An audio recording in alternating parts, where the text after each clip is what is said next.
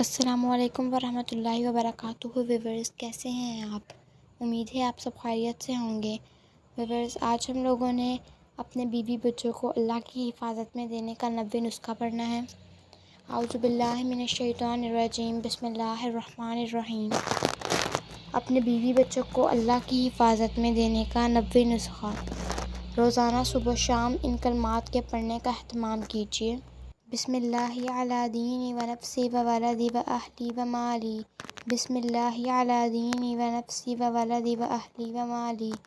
بسم اللہ علی دینی و نفسی و ولدی و اہلی و مالی۔ ترجمہ: میں اپنے دین پر، اپنی جان پر، اپنی اولاد پر، اپنے گھر والوں پر اور اپنے مال پر اللہ کا نام لیتا ہوں۔